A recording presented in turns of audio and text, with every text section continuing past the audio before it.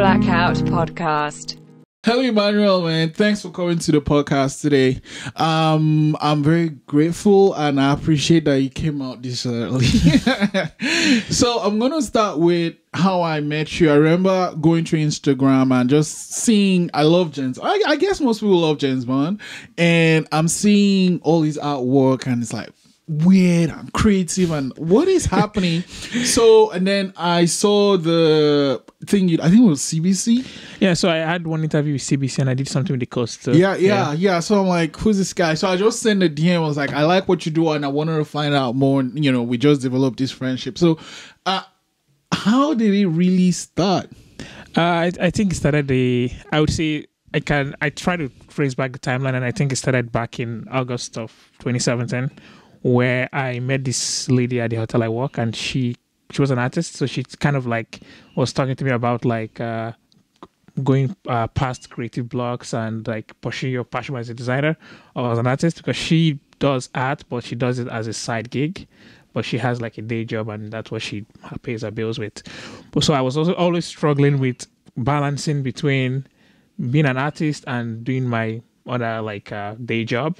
So she told me about this like daily project she's been doing. She did like 40-day challenge where she was making a different artwork every day. So she told me about it. So I started one in August, and so I did like something with the alphabet. So every single day of the month, I did something based on an alphabet. So it was about 26 days. So that was kind of a test for me. So after I did that, I really liked the project, and I kind of liked the way I kind of grew into the project. So I decided I was going to do something for 2018. So I spent the next 3-4 months doing research of what I wanted to do. So I bought this book that was it says Make Something Every Day and Change Your Life by Noah Scarlin, and he talked about just making something, even if you have only 15 minutes in the day, you just make something. So the project that made him famous was he made a skull out of the most random things you can find. Every single day of the year, he just made a skull. So there was like soup, there was like bed sheets, there's pretty much whatever you can think of. So I kind of started looking at his book, and he had like ideas, like he had like 365 ideas that you could go through. Oh, wow. So he did something with, he saw there was an idea about doing something based on movies. And then I saw this other link to a guy that made a movie poster every single day of the year. So he just redesigned posters. He made them minimalist posters. And most of the posters he made were actually more creative than the actual movie posters, because he's an artist versus these other people that make these posters. So so I saw that project. So I thought about doing something like that, but I wanted to do something a little different. So I followed James Bond on Facebook. So someone posted a link of the top 100 James Bond villains. So I was like, oh, I didn't even think about the number of characters. So I was like, if there's just 100 villains, then it means that there are probably a lot more characters. So I started doing like research, and I found over 500 characters. So I made like a list. Like I made this table, the characters, their movies, with a villain or ally, and so kind of put that together. And so I started like doing research on each one. So kind of like streamline it and take out the ones that I couldn't do anything based on. So my whole idea was, okay, so since I have 365 characters, I am going to make an artwork based on one character every single day. But the reason I really liked it was because James Bond is very famous in the sense that some people have never seen any movie, but nobody will tell you they've never heard of James Bond. That's just the truth. So yeah. I started doing that, and I also did research. People only made artworks based on the major characters. No one was making artworks on the minor characters. And a lot of minor characters are very memorable. So I made the list, and I decided, okay, January 1st I was going to start, and then just do for the whole year. So that's kind of how I landed on the project. Wow. Yeah. But the current incarnation of the project wasn't my exact plan. I was, at the beginning, the first month was the hardest month because I wasn't exactly sure what I was doing, because I didn't have enough time to do paintings or make an actual like illustration, because I only have so much time in the day, because I still have to work and still have to do other things. So I was like, okay, so what am I going to do now based on the characters if I'm not making because most artworks on these characters are paintings or illustrations. So I decided to do collage. So the first month I was doing really abstract stuff, and then later I kind of like changed the format and kind of made it more character based. So now I still do abstract stuff, but not as much. Some of them are just so at some point I decided if I'm going to do this the whole year, I kind of have to throw in like a few quirks and just kind of have fun with it. So I started throwing in dinosaurs, like whatever I can think of. Just it all depends on the day, depends on how I'm feeling. Like And I actually went the other way around because I know you, but people that might be watching or listening might not know you yet. So do you want to tell us a little bit about Emmanuel? So I grew up in Lagos, Nigeria. I was born in 1994, so I'm just 24 years. So growing up in Nigeria, I actually like grew up on like watching like the old Bond movies, so like the 70s, 80s. I didn't really see anything from the 60s because I don't think my uncles and my dad, they had collections dating that back. But so I grew up on this on well, it would have been Roger Moore and Pierce Brosnan, because Pierce Brosnan was the late 90s. So that was in fact, the first Bond movie I saw was Tomorrow Never Dies, and it's not my favorite, but that was the first one that I actually saw and got me interested. So growing up, I always wanted to do something in the arts. So my initial plan was I was going to go to college and do fine arts. I did that for 1 year actually, and then I just switched to graphic design. So what caused the switch? I think I got caught up in the whole Photoshop craze. This would have been in 2011, 2012. I kind of got caught up in the craze, and I decided I was going to learn Photoshop, and because I found it really exciting. So that is kind of how I just switched over. And honestly speaking, I think kind of worked out well for me, because what I was doing with fine art before was, I don't think I was doing anything new. It's pretty much what people had done. Because when I went back home in 2014, I saw like old like drawings and paints that I did. But I was like, I think the switch kind of worked out well for me, because the program I did was kind of it was called a visual arts and visual design program. So we did like web design, animation, like pretty much anything you can think of. Yeah. But but I also like for music influences, I really like Fela. Fela Kuti is my all-time favorite musician. That's the song I like listening to. I like his songs too, Femi and Shehu. So those are the kind of songs I listen to that kind of like influence. Actually, I'm gonna ask: does Shehu make his own music, or he still just sings his father's music? No, he always has made his music. He makes his own music. Yeah. Shehu. So Shehu is the youngest one. Yeah. Femi is the oldest one. Got it. They all make their own music, but they there's this celebration like festival every year, so they do like sing their dad's old songs. And okay. Yeah. I don't know why I thought that Shehu just sings his father's songs. Oh no, he has his own original music. Because I think with Femi Kuti, like he just came out with his own songs, and then I didn't know that. Okay, Shehu Kuti, like he was the youngest, so he used to hang out with his dad a lot. So he does a lot of like similar stuff with his dad. It looks like his father a lot too. Yeah. Yeah, so that's kind of where my music influences come from.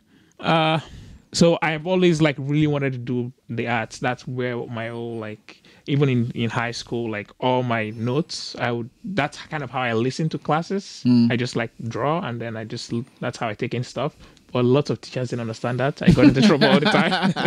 All my notebooks, like you can see like comics, and I just draw like the most random stuff on it. And I got into trouble just for drawing. I can understand that, because people don't understand how important. Like I just there's a research that actually shows how important doodling is to learning. Yeah, you just think. I think it's not just. At first I thought it was just a Nigerian thing where we have such a strict educational system where you needed to pay attention. But even here too, like some teachers allow you to draw, and then some might take offense to you just doodling in their class. Yeah. I'm going to ask about why. So, if you were a teacher, say you're a teacher, how you'd handle people doodling in your class? I honestly would take like example from one of my teachers where it wasn't this class wasn't a design or it wasn't an art class. So part of the program I did in college was a communications program. So we had these communication classes, and the guy, he would come to class and he would bring like paper and like paint and what do you call that little? It's like in a small container. It's like clay, but it's not really clay, and you can kind of make shapes out of it. Oh, Play-Doh. Yeah, Play-Doh. So he would bring stuff like that to class, and he would just like bring markers, and you can just do whatever when he was teaching. Yeah. What does communication mean to you? Communication for me is I'm more of a visual person. I'm I do okay with words, but I'm more visual in that sense. But communication means for me is about like passing the message and everyone understanding it. So it doesn't matter how you pass that message as long as your audience gets that message. That's what communication actually means to me. Do you have any favorite like TV or poster ads? None that actually comes up to mind. I do like the old Coke ads from like the 70s and 80s, with even the ones from the 30s, the one with the original Santa Claus. Wow. Yeah, those ones were actually like very creative. Well, like, could you give an example of any one? I can't really think of one, but I can think of really bad ones, like the one Pepsi tried to do last year. The girl with was it Kylie Jenner? Yeah, one of the Jenners. Yeah, what are they thinking? So they apparently the concept was that wasn't what they were trying to convey, but that's kind of what it came off. But it came off as if you drank Pepsi can solve all the Black Lives Matter problems. So that's kind of what I got from the ad. No, really. Yeah. So what did they? I never paid attention. Like, I never paid attention to what Pepsi said about it because it was just stupid. They were trying to capitalize. That was the peak of that whole Black Lives Matter movement with all the killings that were happening. Yeah. So pretty much what happened in the ad was Kylie Jenner there were people fighting in the background and people protesting, and she went and gave offered them Coke. Pepsi. So I guess Pepsi. Pepsi. I'm sorry. And you remember it's actually homage to a picture of this girl that was being arrested. I think. I'm gonna try. I can't think of it now. But I think I know what you're talking about. Yeah, but I don't. She was like. She was wearing this dress, and then I think she was getting arrested by cops. So they were kind of paying homage to that. Like, yeah. So instead of the girl getting arrested, she gave Coke, and everything was so. I'm not exactly sure how they thought that was going to fly, but it's one of those things where, like, if you've made that mistake, you should better stand with it. Like, if because that, I'm sure that video went through so many people, and so many people are like, okay, this is good. Yeah. Because they didn't make it randomly. This was well thought out, and then someone said, okay, this is fine. And they put it out. Actually, talking of that, I've noticed this trend, especially with clothing brands, since it's all about design, where they make an outfit, or either they write something, or I think the most recent one was the Prada one, where they made this little doll. It's black with really big lips, and I remember one where they had a kid wear a shirt that said monkey. What do you think really goes in the design meetings that ends up with such a brand message? I think the problem with those big brands is most of the creative decisions are made by the people in suits that don't know anything about design or art. So I think that's where, so it's like they hire the designers and the artists, so they make those designs, but the overall decision is made by people at the top. And most of those people don't understand, and they are most of them are just delusional. Honestly, that's just the truth. I remember. Do you watch a show called Silicon Valley? No. So it's a really nice show about the Silicon Valley, and these guys, they design stuff. So there's a bad guy. I can't remember his name. Well, he's a bad guy, but he has a big company. He's like bigger than Google in this world, and he designed a box, right? So he wanted his name on the box. And his signature looks like a penis. So they designed this box, and I was like, I want my name on there. And then they put his name, and the design, like the signature, how he signs it. It's like, it's not big enough. Like everyone, like he can't see what people are seeing. Yeah. That you're putting, I think his name, I can't remember his name, something Belson or something. He puts a name there on this box, and it's big. So it's like, this stick and the box name there. How do you do that? But the thing with that is a lot of people, like, when the decisions are made, like, they don't run it through enough groups, because some companies have like focus groups, and because when Pepsi made that ad, I'm pretty sure if they had shown that ad to like a black focus group, they would have been like, nah, this is not good. but Pepsi is like a huge company, so I'm sure they have like a marketing team and everything. They paid people millions of dollars for that ad, but it's just that somehow that just sneak through. I don't even know how that happened. Yeah. So using how do you feel about using celebrities for marketing? I think it's very smart, because it does work, because there's something called there's something in design called there's pathos, there's logos, and there's ethos. So I think with that is I think that's the ethos, where you use like somebody that is someone that's famous to kind of sell that product. So for example, you're trying to sell a drug now. Once you put on a lab coat and you tell people to buy the drug, automatically it's like, okay, it's a doctor selling us this drug, right? If you put an engineer, if you put on dress like an engineer with a hard hat trying to sell you this drug, people are going to be a little bit like, okay, what's happening here? But once you put someone in a lab coat, whether the person is a doctor or not, at that point, no one really knows. So I think it's about validation. It's like, oh, this celebrity likes it, so I like it too. Like, so for example, Kylie Jenner now, doing that Pepsi ad, she has like millions of followers. She has like little girls that look up to her and follow her. So they'll pretty much buy whatever she buys. So if she's like, for example, in movies, like someone who's wearing a watch, and it's like people go buy that watch because, oh, that person was wearing the watch. Because I was watching a iRobot the other day with Will Smith, and he was there's a scene where he runs with Converse. Actually, Converse sales actually grew up because of that.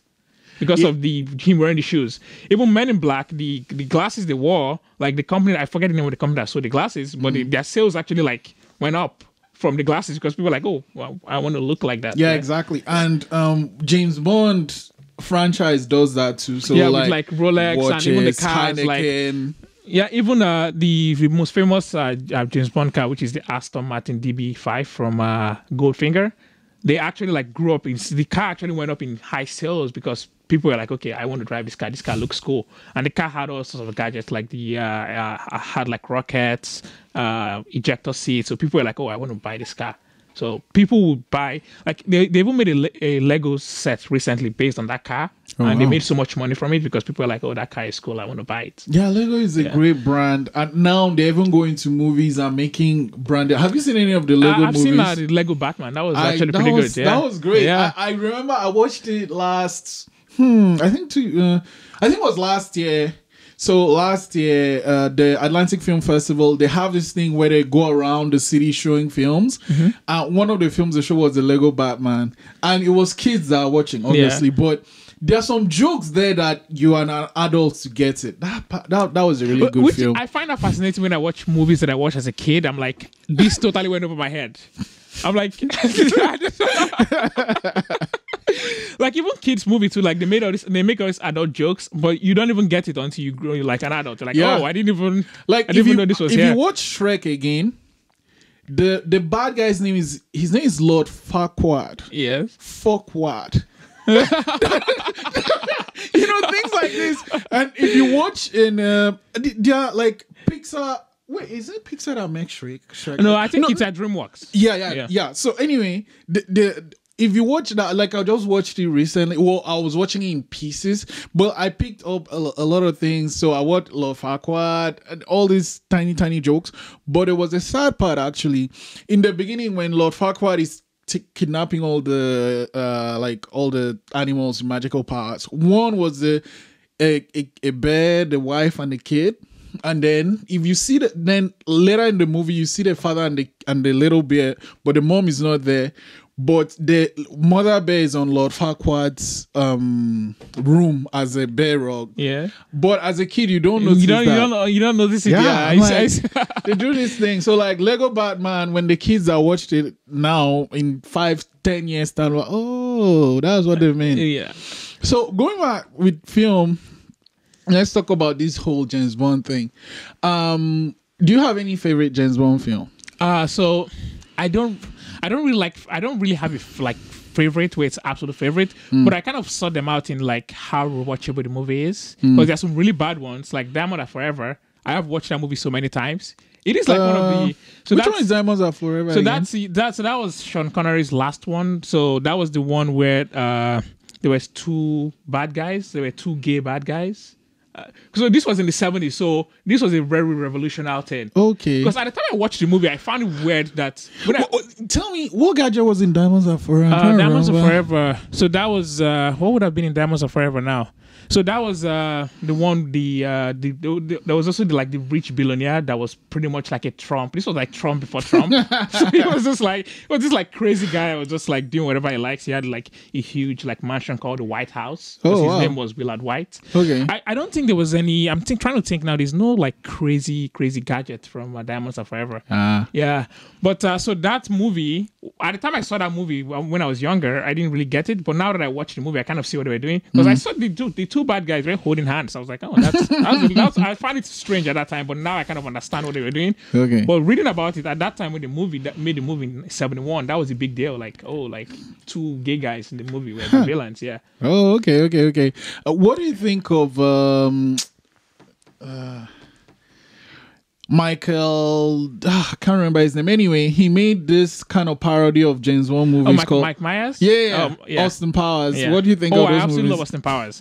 So for Austin Powers, the humor is really weird. So some people don't like it, and me, I really like it.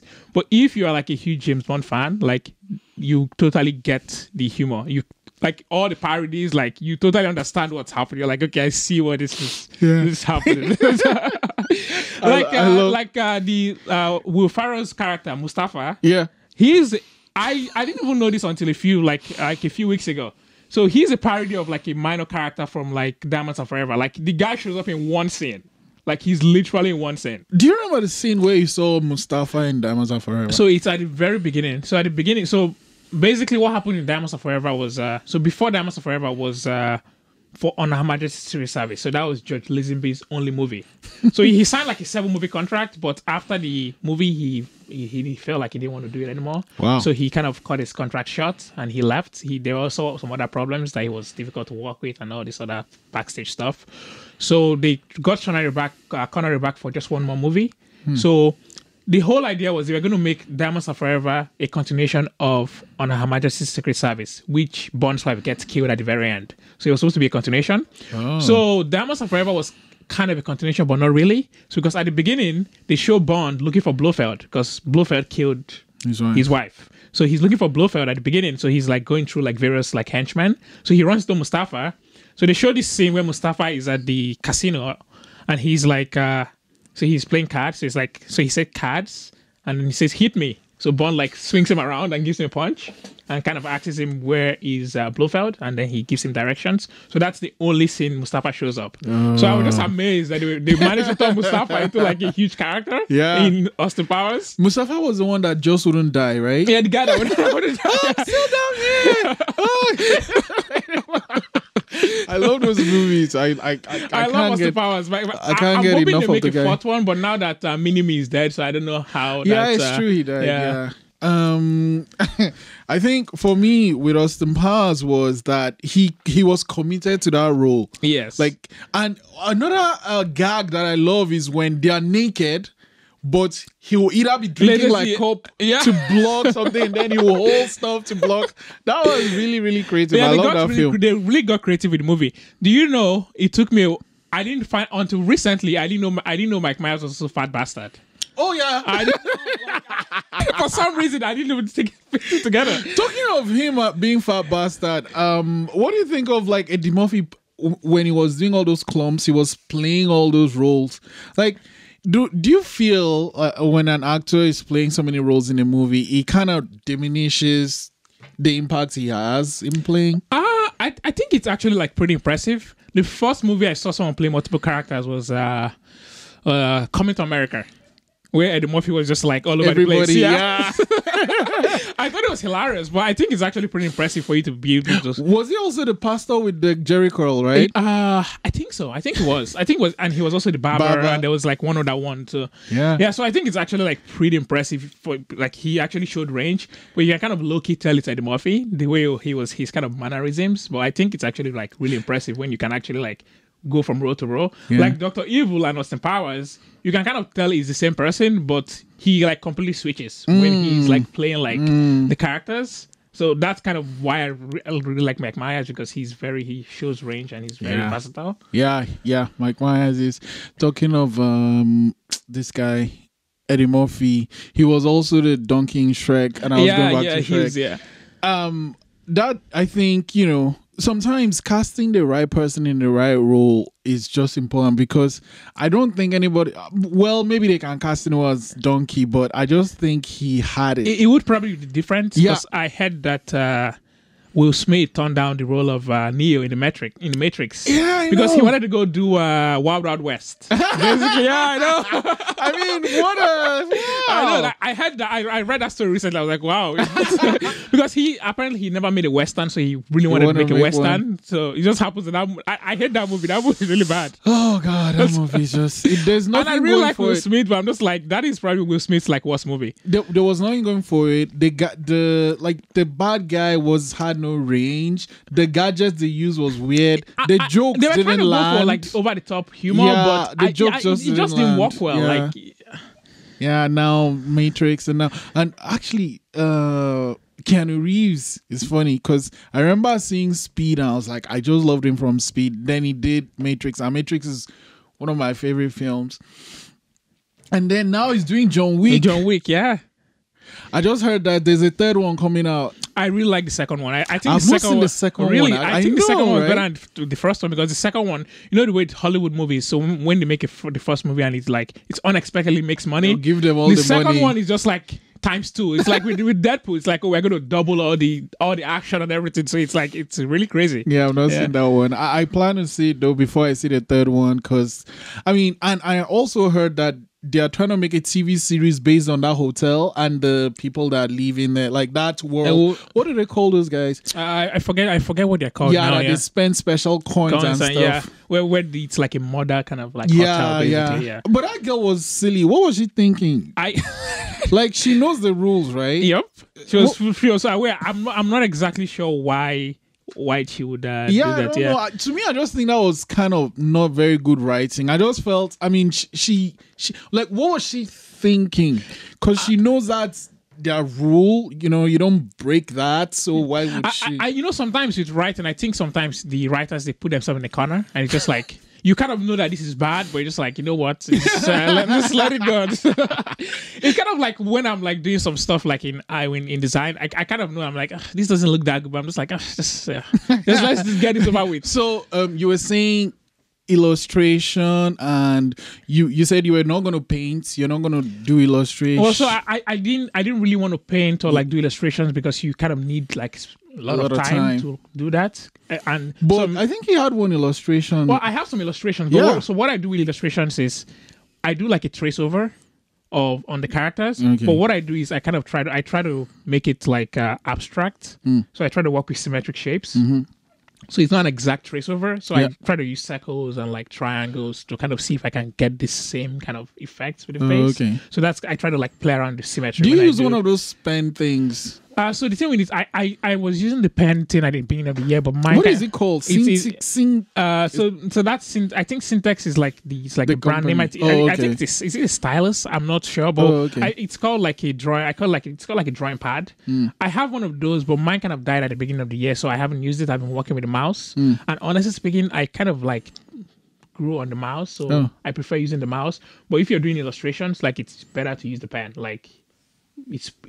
But eventually I want to get the actual I forget what that's called, the actual screen where you can draw on the actual screen itself. It's great. But it's so expensive. Yeah. But that's what I want to get, because if you get that, walking becomes way easier for you, because you're actually walking on the screen itself. It's like walking on the canvas versus walking and then looking up on the screen. Oh, I don't know. There's a series that I think Vanity Fair does, where they bring a director of a film. I can't remember the title, but the director basically explains this scene. Yeah. So the one I saw, I've seen a few, but one I liked was the director of Black Panther. It was explaining the scene in this in the casino. Yeah, where the girl was fighting. That's it. That scene is a parody of a scene from Skyfall. Oh wow! There's a casino scene in Skyfall. So that scene is I wouldn't say parody, but it's a very similar kind of setup there. Oh, okay. Yeah. So Skyfall is the one where the boss lady dies, right? No, so Skyfall is the boss lady dies in the church. M died at the end, in the church, yes. And the bad guy had the funny teeth. Raul Silva. So what made him have that? Like it was a sickness or something? So basically the storyline of that. So he was an MI6 agent. So basically, but he was a little crazy. So basically, what M did was, M actually sacrificed him to get like 6 other prisoners. So she actually gave him up to the enemy. So he was in this prison for like years. So he tried to kill himself with cyanide, but he actually survived the cyanide poisoning. So that kind of like ruined his jaw. So he had like artificial jaw basically. So that scene was when he took out the jaw. So it kind of showed what M did to him basically, because M did that to him. So it was kind of personal. It was a personal beef basically. Okay, he was going after M. Bond was just a scapegoat, but M was his focus because M like pretty much like gave him away for 6 other people. Yeah. And Skyfall was the one where they fought on a train, right? Yeah, so that was the beginning. Was he fought on the train? Yeah, running. Oh my god! No, the black guy running was Casino Royale. I'm mixing films. Yeah, I do that in love those James Bond films. So, what do you think of what's his name? The new Bond? Oh, well, they haven't. Daniel Craig. Yeah. He's my second favorite actually. So Connery is number 1 for me, and then he's number 2. Yeah, because he brings like a different like take to it. He's not trying to like spoof anybody. Because the problem that some of the Bonds had is like Roger Moore had his own style, which I didn't like, which is like really like funny and like over the top. Because he was not intimidating. Like you could not take him seriously. Like, that was the problem with him. Like, but honestly, but he's a great actor. Yeah. But he just like had some of the weirdest movies. So what do you think of Live and Let Die? Oh, no, that's my favorite. That's my favorite Roger Moore movie, and that's like my number. I feel like he peaked in the first movie.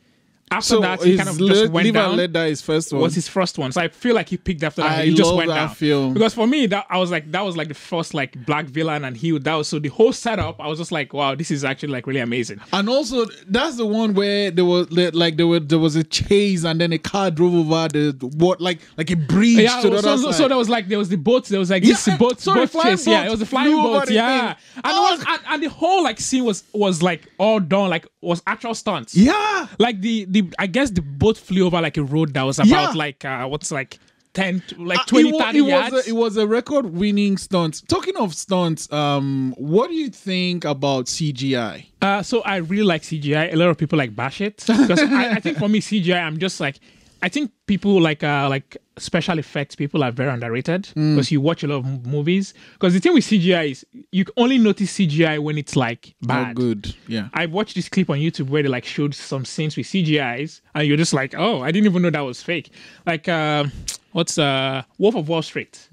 There's a scene. Do you know the scene on the boat where they're having this party on the boat? Yeah. The whole background wasn't there. Completely green screen. I was just like, I didn't even notice. But except the CGI is bad, you're like, okay. Or except it's like obvious CGI, like dinosaurs. You're like, okay, it's probably going to be CGI. Yeah, before you go to the CGI thing, you just mentioned Wolf of Wall Street. I always have this question. Do you think when DiCaprio got his Oscar, his acting in what's that film called? The one with the bear was better than his acting in Wolf of Wall Street. I would have probably given him the Oscar for Wolf of Wall Street. I think it was more impressive. Oh my god! I think the one with the bear, they were just like, okay, we know we've kind of shitted on you for so long, so we're just gonna give you an Oscar now. Yeah, I think that's what it was. Yeah, because that bear, what's he called? Revenant. Yeah, I mean it was okay. For a DiCaprio performance, I've seen way better DiCaprio movies. Yeah. Like, I just think they were just like, okay, we've kind of done you wrong for so long. The Aviator, he acted his life in that film. The one with Catch Me If You Can. Catch Me If You Can. I really like Catch Me If You Can too. The guy that the film is about actually said, man, that was me. It was like he was watching himself. And he played it age range all through the movie. Yep. So they gave him for Revenant. I was like, oh, finally, let's just give you something. Because the running joke was that he never won an Oscar. And they always nominate him. Yes. I'm like, oh my God. But and you know, it's funny, Wolf of Wall Street. Wolf of Wall Street has a scene with what's his name? That guy that was, singing. Like he met him in the like a. Is it Jonah Hill? No. He won an Oscar that year for the film where he was a trans, where he had a trans, Dallas Buyers Club. I haven't seen. He Dallas talks Buyers like, Club. all right. That's what he's kind of known for. I can't remember his name. But anyway, that guy was in Wolf of Wall Street, and then he stole the scene from DiCaprio. Remember the scene where, kind of near the beginning before he really gets into the financial world, where he's with. Is he Matthew? Matthew. Yeah. I forgot his last name. Yeah. That same year, he made Dallas Buyers Club, and then they nominated him and DiCaprio and he won. Yeah. Like, is it Matthew McConaughey? Yeah, I think him, it's McConaughey. Yeah. And all of a sudden, that guy is like acting serious stuff now. Because I remember he acted a shit film called Gold something. Did you see that one? The first movie I saw him in was what's the really funny movie with Robert Downey Jr. where he was playing a black guy. He was an actor in the movie playing a black guy. Oh my God! Tropic Thunder. Yeah, my favorite comedy. Do you know I didn't know Tom Cruise was in that movie. It took me a while to do that. Tom Cruise in that movie. But when I found out it was Tom Cruise, I was like, okay, this makes so much sense now. One of the coolest scenes that Tom Cruise had in that movie, where he's like, "Who is the head grip?" No, he's like, "Who's the head grip?" Yeah, come punch the director in the face. I love Tom Cruise. I know people shit on him for his own Scientology and all that, but as an actor, he's my God, he does his stunts. That guy is just mad. But the thing with Tom Cruise is, I've only ever seen one bad Tom Cruise movie, which is The Mummy. Which is just like a bad movie, but most of the what made it bad for you? It's a bad movie in general. Like effects, like story, everything was just like it wasn't a good movie. Because they tried to remake The Mummy, but like they want to make it darker. But I guess it didn't work the way they wanted it to work. Yeah. But that's pretty much the only bad Tom Cruise movie I've seen. Most of his movies are always like decent to good. Yeah, I still need to see Fallout. Have you seen Live, Die, Repeat? Oh my God! It's what did they call it? Because I play the game, so that's kind of what I know it. I forget the actual name. Edge of Tomorrow. Is it Edge of Tomorrow? Yeah, Edge of Tomorrow. Yeah. That movie is like really underrated. That movie is really, really good. Yeah. Although the ending kind of like... The ending was a little bit meh, but oh my God, the film was good, yes. Yeah, and apparently, and they lost money in box office. Like, I guess the promotion was not there. But yeah, like, I really like... Edge of Tomorrow is good. And seeing Entropic Donna was good. Yeah, I love Entropic Donna. Like, that whole film was just a really, really, really well-made film. From the beginning to the end. I can't look at it... Like, I can't even see a part in that movie where I said, I didn't like Robert that part. Downey Jr., like, when I first saw that movie, I was like, I was confused. I was like, what is happening? What do you mean, you people? That scene killed me. And then the black guy turns like, what do you mean, you people? I think the thing with him now, he's stuck with Iron Man now at this point. Yeah, he's gone to the part where I don't think he can play another role. He's just like Iron Man at this point. Yeah. Funny enough, talking about that, I've not seen the last Avengers. I want to see the last one before. You haven't seen Infinity War? No, I've not seen it. Come on. Yeah, I've just Come on. I keep saying I'll mean to see it. I think it's actually honestly speaking, that is my favorite Marvel movie because my problem with the Marvel movies is the villains are just like nonsense. It's just nonsense. Yeah. Like I know people like Loki, but Loki he's a good character, but he's not a villain to me. Like for the Avengers movie, like I couldn't take him seriously. I feel like for the Avengers movie, like it was just about like getting the Avengers together. Yeah. But him wise, like being a villain, I'm just like what even the Hulk, like even there's this scene where the Hulk like literally just smashes him, like it's like that's one of the favorite. But with Thanos, like every scene that he shows up, you know that something is going down. Like they were not messing around with Thanos. Like he was just like taking people out. Yeah. Like they were like I was like, okay, this is. And what's even strange that the same guy that played Thanos, he was also Deadpool. He was also in Deadpool. I forget his name in Deadpool now. Yeah, with the hand. Yeah. Is it Josh Brolin? That's his name. Yeah. So I really like Avengers. I'm surprised you haven't seen it. The last one. You can yeah. skip Age of Ultron. Age of Ultron was. No, I've seen. I've seen all the ones except Ants and Wasp and Ant-Man and Wasp and Infinity War. I Those feel are the like only two I've Marvel, not because seen they've yet. built such a high like credit. It's like Apple. They can make mistakes and just like get away with it. Whatever. Like, I feel like Age of Ultron. If someone else made Age of Ultron, that movie would make any money, or it would make money, but it would be seen as a bad movie. That movie made like 1.5 billion or something like that. Yeah. But the movie itself was Age of Ultron was like Tony Stark. Like, What do you pretty think of much. Black Panther though? One of the reasons I like Black Panther was because, besides the whole like black aspect of the movie, was I really like the way like they kind of created a world for it. It's kind of a world separate from the rest of the Marvel like kind of universe. It's still in the Marvel universe, but it's very, very separate. The kind of style and everything was very completely different. Which is kind of what they kind of I guess how Marvel did this year with like even Thor Ragnarok, because even like Ragnarok too. Like, it was a totally different movie from the rest of the movies. If you watch the first two Thor movies, it had the same like Marvel style. It was just like those movies were pretty bad. Oh my God! If it wasn't Marvel, like those movies would have pretty bad reviews. Honestly, it's always like Captain America's film will be very, very good. Then Iron Man will be okay. I then don't Thor will think be the two Iron Man 2 and 3, I don't think they were good movies. Yeah. I think 3 was better. I know people were like shitting on the Mandarin, but I thought it was a funny. I thought it was a funny like I didn't see that coming from anywhere. Yeah, I guess. But Iron Man 2 was just like, I don't know what was happening there. I didn't like it. Yeah. Especially coming after Iron Man 1. Like, I didn't like 2 and 3. Mm-hmm. There are some movies in the Marvel universe I was just like, if this was made by someone else, like, this would be seen as a really bad movie. Yeah. Like, even the first Ant-Man, I was just like, why does Ant-Man have his own movie? Like, that was, like, I guess. They're just going to keep piling all these movies and so making all these movies. Is it Captain Fantastic coming? Yeah. Is it Captain Fantastic? No. Is that what she? Is that No. What's she called? I can't remember. Captain Marvel. Yeah, Marvel. Yeah. They want to make a female movie. I'm just like, there are other like female characters before Captain Marvel. See, you know what? Everyone is going to compare that film to Wonder Woman, and Wonder Woman was really, really good. So I don't know. Wonder Woman, I didn't really like that movie. What didn't you like about it? The villain was just like, the movie was good up until the third act where we got to the villain. Oh, and things just went crazy. I was like, what is happening? You know, it's one of those. As in personally, I find writing if I have an ending, sometimes if I have an ending, it's actually easier to write. Yeah. Like, I know, okay, this is going to happen. It's just to tell the story how to get there.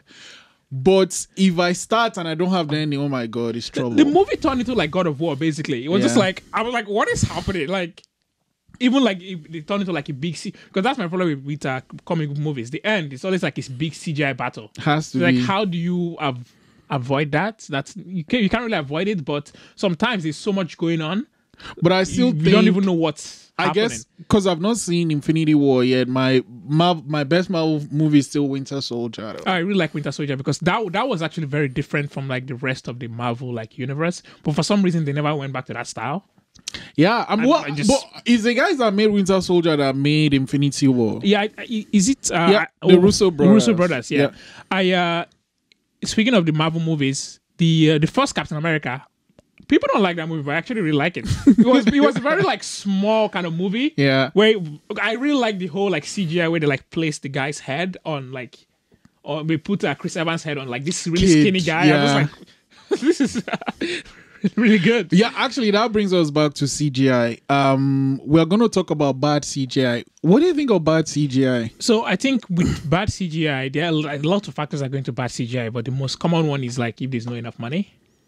Then, like for example, like the Matrix. If you watch the part 3, was it Reloaded or was it Revolutions? So there's that scene where like Neo is fighting like a million Agent Smiths. Yeah. So at the beginning of that scene, CGI is pretty great.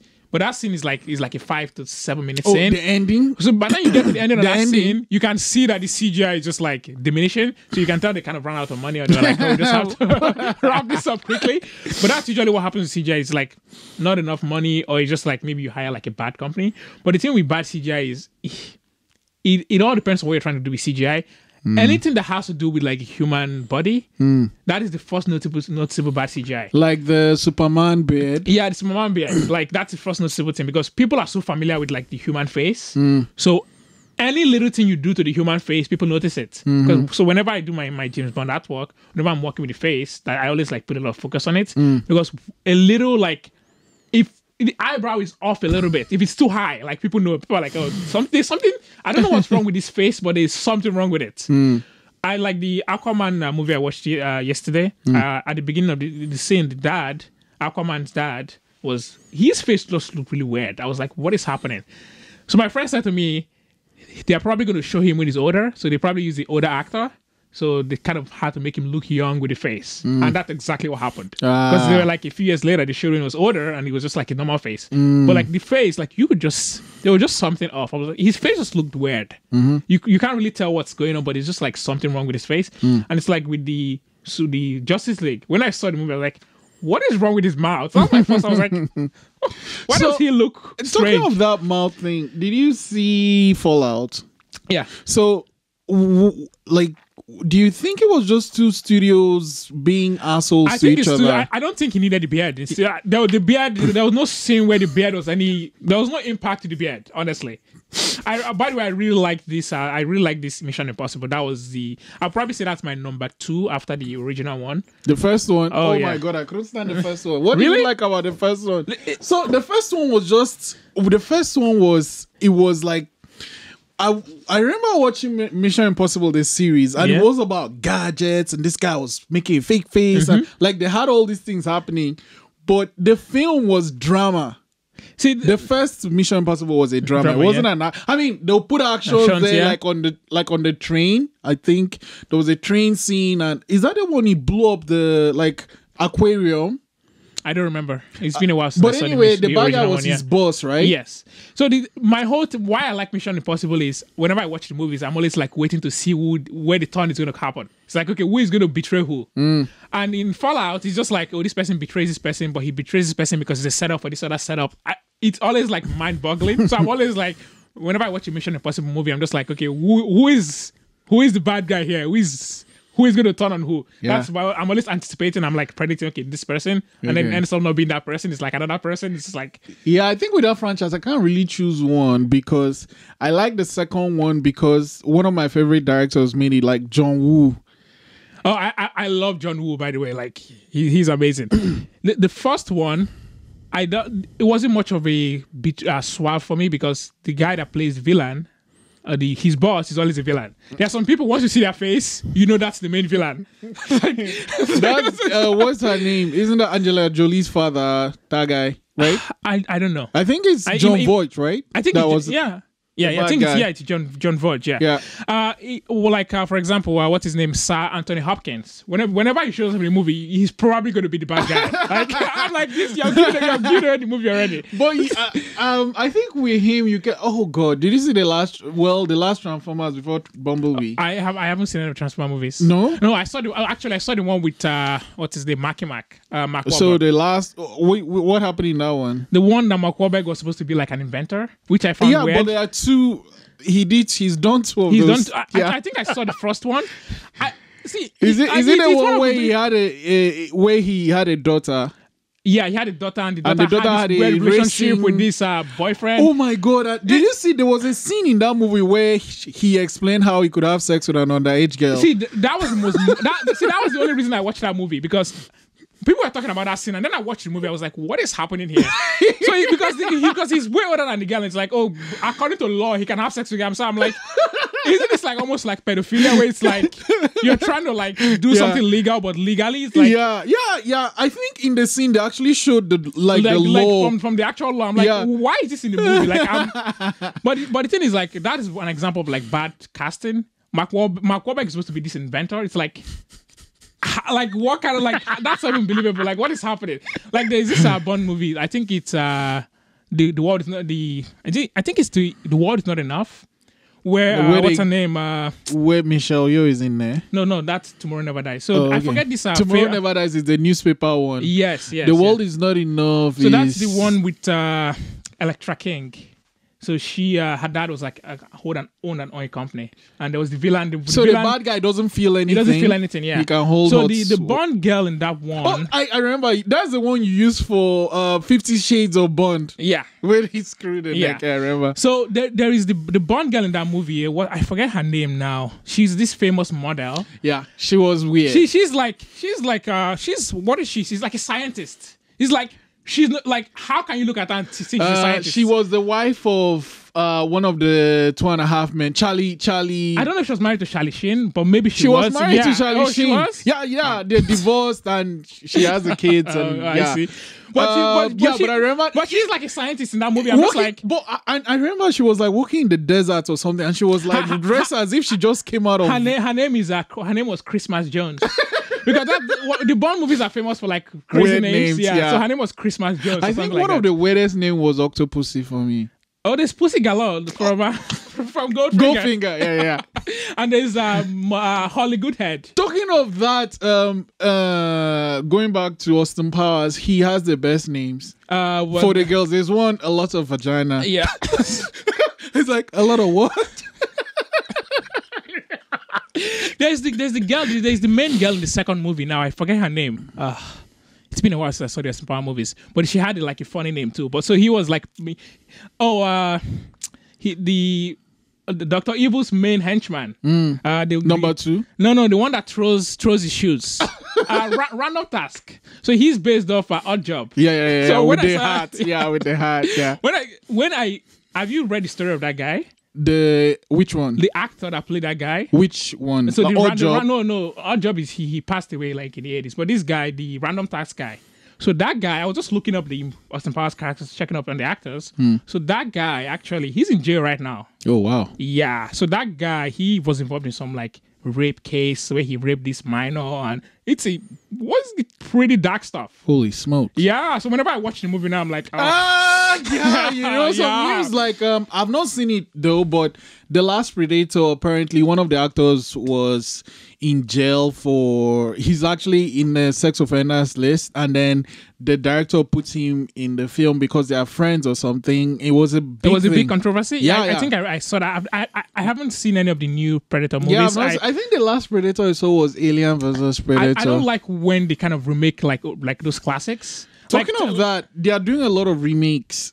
Like, is there any remake you like?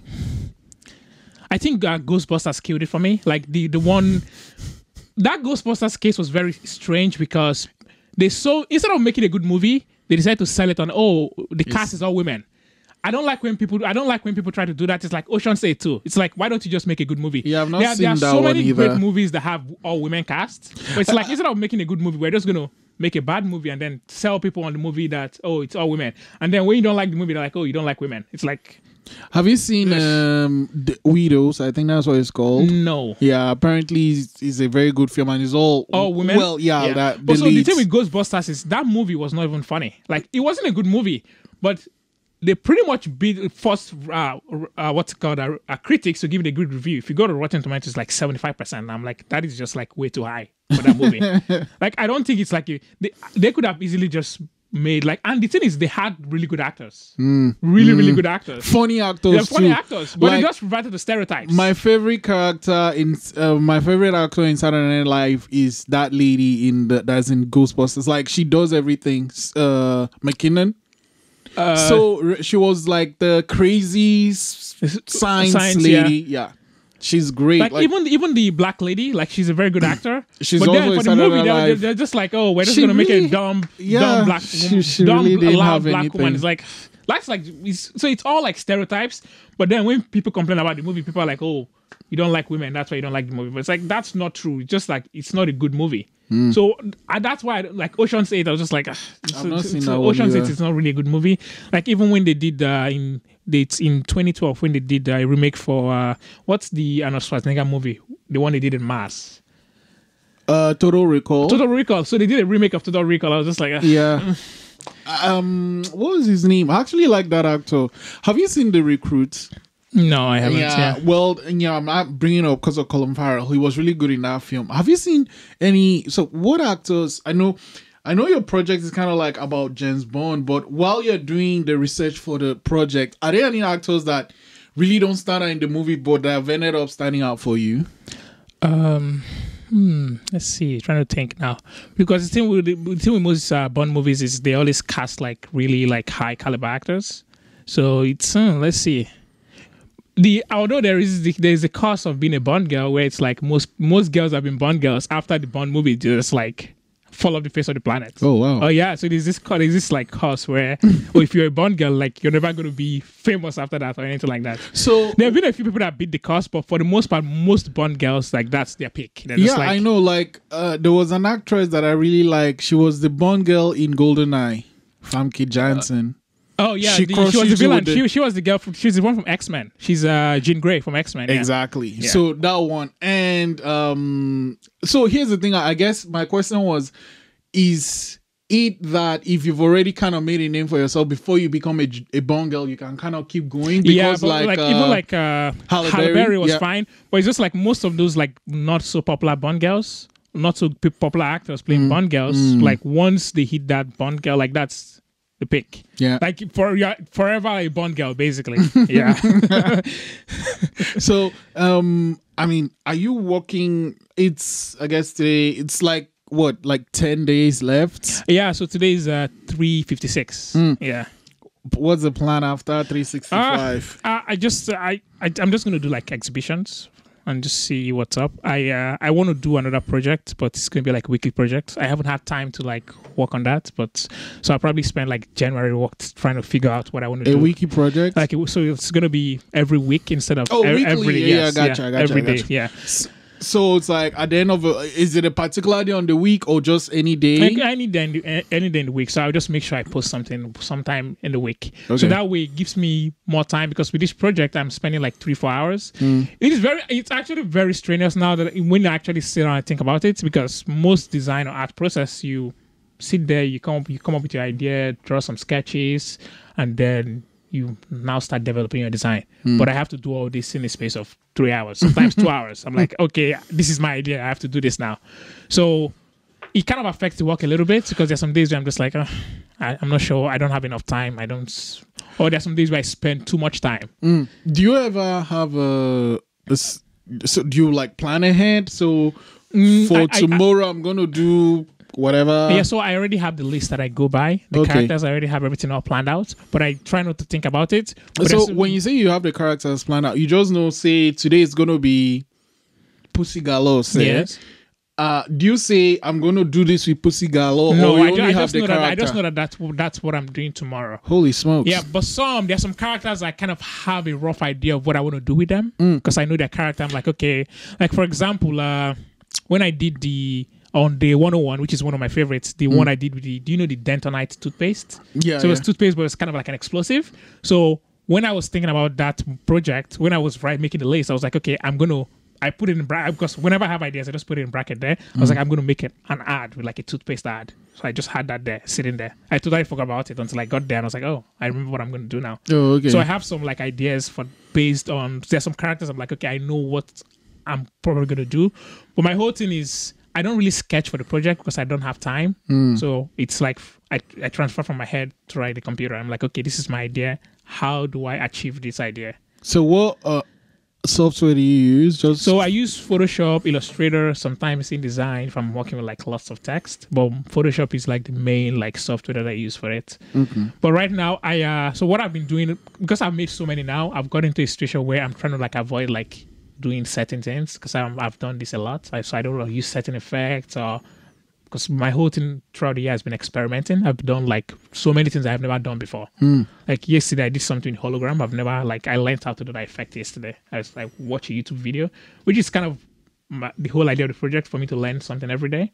So I had the idea, but I didn't know how to achieve it. So I went on YouTube and I found this great tutorial, and then I watched it, and then I just hologram. Like on Photoshop, or so I did like a hologram like effect on Photoshop with the character. Is that for a character for the project? For the project. Okay. Yeah. So I've had days like that where I went on YouTube and I watched tutorials. I'm like the other day I made something with a coin, with someone's face on a coin. I didn't know how to achieve that effect, so I went online and then I did it. But that one was actually really easy. But what ended up happening is I had Photoshop problems. So I did the effect. So the guy that did the effect did it on Photoshop CS 2015, but I'm using 2019. For some reason, whenever I add the coin effect, are you familiar with Photoshop? Kind of. So by the time I add the coin effect and I try to turn it into a smart object, the layer into a smart object, the whole thing turns to black. It turns to a black silhouette. So I spent 2 hours trying to fix this. So I go to the comments to see if anyone has encountered that problem. There was one person, and the comment was posted 3 days before that. So I redid the effect. I used my old computer that had CX16 on it. Same problem. Oh, wow. So I was like, and this was like 10:30 in the night. I was just like, well, the other option is to find another way to do this, but I might not have enough time, or I just have to keep doing this. So I tried all sorts of things. Saved to Illustrator, saved to InDesign, did everything. So finally, I just decided to redo it. So what I did was, so basically how the effect works is you cut out the person's head, and then you put like a 50% gray on it, 50% gray layer on it, and then you go to the light filter, and you put like a spotlight on it, and for some reason that spotlight projects that kind of coin, kind of grainy effect on it. I don't know how that person figured that out, but for some reason that works. So I guess the problem was with the lights. So what I did was I turned the 50% gray layer into like a smart object, and then I did the effect again, and it just worked. So I was like, oh, yeah. So, but I've had things like that where like I've had like technical problems, and so I only have 2 hours, and then I spend like an hour trying to like fix the problem, and then that ends up affecting the overall work. So are you in a relationship now? Oh, no. Oh, because my question was going to be, do you think people, like in your case, you have a job, you're doing your passion on the side, if it affects relationships? I think it does actually, because I feel like if I was in a relationship, like a lot of things would have suffered, because I've made like lots of sacrifices this year to be able to do this every day. Because there are some days, like on last week, Thursday, I worked from 7 until 4 in the afternoon. I went home. I was so super tired because I didn't sleep well the previous night. I took like an hour nap. I finished my work and had to go like Christmas party at like 8 o'clock. And then I was at Christmas till like 12. Yeah. And I had to work at like 7 the next morning again. Oh, wow. So like I've had days like that where I'm just like, okay, how do I even like achieve this? Even yesterday, I worked overnight, came back home at 8 o'clock, slept till 12, and then went out for the day, came back home at 3, did my project, and then went out again at 6 in the evening, and I was there till like midnight. So just days like that. So that kind of like, so like a lot of things I was going to do, but I ended up canceling because I'm like, I don't see the time for me to do my project. Or sometimes I've taken my computers to work because I'm like, okay, I can't really go home to do my work. So I can do my work after work, and then from work I can go to where I'm going to. So I think that if you're in a relationship, like, except that person is like super understanding and the person understands that, okay, this is what you're doing right now, I think you're probably going to have like lots of like problems. Oh, wow. And I think honestly, that kind of hinders a lot of people from doing what they actually want to do, because you have to make sacrifices. And so if you're not ready to make the sacrifice, then you're not going to achieve what you really want to achieve. So, I mean, I know this is like a project for you, and it started based on, I'm going to learn something new and, learn something new, experiment, try new things. But now it seems like it has grown, has its own wings. It actually like turned into something else. At the beginning when I started the project, realistically speaking, I was not thinking of going the whole 365. It was just like, okay, I'm just going to do day by day and see how that goes. So my goal was like, okay, I'm going to do 50 and see how that is. So when I did 50, that's when I actually like gained confidence. And that was around the time I got like the coast cover, which was the most random thing. The lady just messaged me on Instagram, was like, oh, do you want to do an interview? So I did the interview with her, and then she was like, oh, you have to do a photo shoot. So I thought I was doing a photo shoot. So I show up to the photographer, and she's like, oh, you're going to be on the cover. I'm like, oh. So it was at that point that the project kind of like became serious for me, because I had like all these new followers on Instagram. And then a month later, I did the CBC interview. And at that point, like, that's when I actually like got like Bond fans, like a lot of James Bond fans like said it, because the course is read by young people. So, but with the CBC, like I got like lots of Bond fans, and then I created a page on Facebook, and then James Bond podcast in England like shared one of my pictures, and then I got like followers from that, and from there like it just turned into something else. So at that point, I kind of like I had to evolve the project, because so I have days where I divide the days into like 2. So there are days where I do something general, everyone kind of knows what's going on, and there are days where I just do like things that only Bond fans will get. Like there are some I make that only Bond fans know why this is hilarious. Yeah, if you're not a Bond fan, you just like It's you don't just, really, okay, it's a picture. Yeah, basically, yeah. So that's kind of so there are some days I've done some things like very specific. I'm like, okay, all the Bond fans are gonna find this hilarious. Yeah. I understand it's just a year project, right? But one thing I've seen, especially with creatives, is this whole how to keep it going. Yeah. What advice would you have for someone that needs to keep going? I think you have to get into the habit of making stuff, because that's, for me, that's kind of what happened for me this year. Because there's some days people have asked me, like, do you have an idea every day? I'm like, not really. There's some days where I'm just like, this is like really difficult. Like you're looking at the blank screen for 2 hours, no ideas. I'm just like, I'm not even sure what I'm doing today.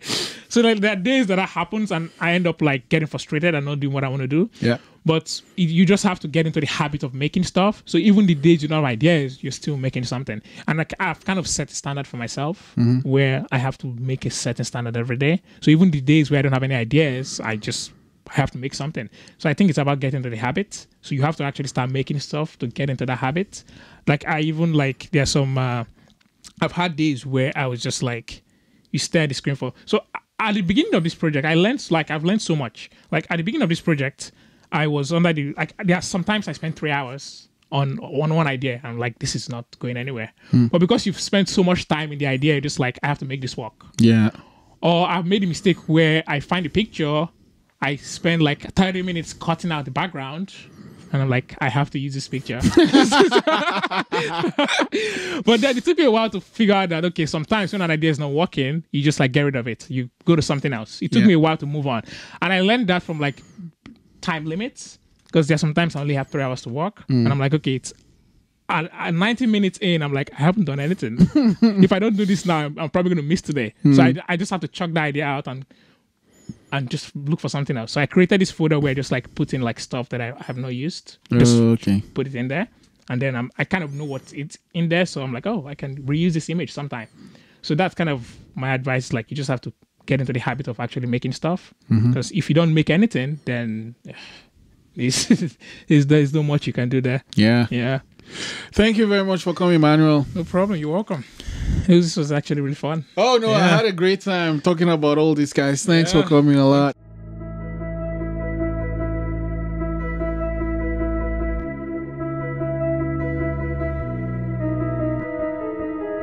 Thanks for listening.